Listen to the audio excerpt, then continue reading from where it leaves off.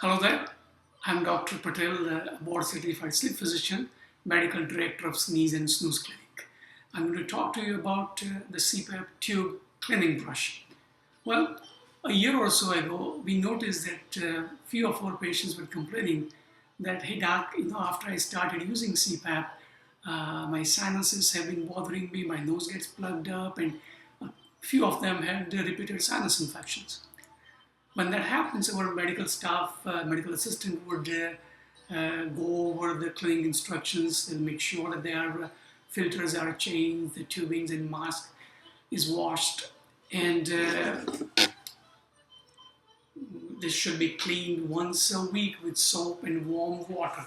Detergent, yes, but bleaches or sands, no. So once a week, clean it with soap and warm water and hang it dry.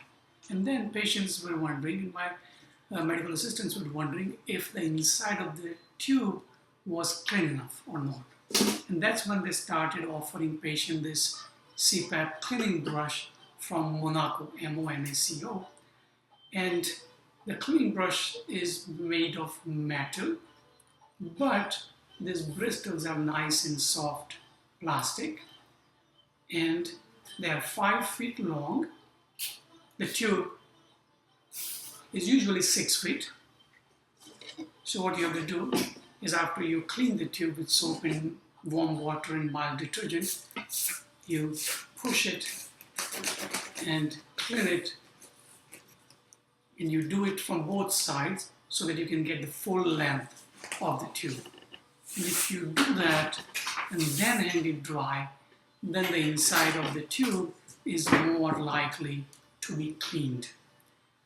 Our patients have loved it so much that now every patient who goes out with CPAP from our clinic gets this brush. At $15, it has great cost effectiveness in preventing infections and allergy symptoms. So take a look. The one which I showed you was 19 millimeter, which covers all tubes except the slimline tube, which we don't use much.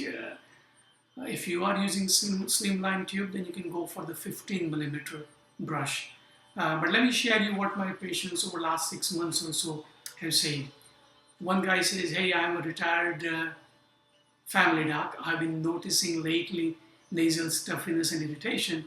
I always wondered if the inside of the tube was clean enough. I saw this brush in the waiting room during a follow-up visit. I loved it. I started using it, and it is a must for every CPAP user. I'm going to write to the insurance company to start covering this product.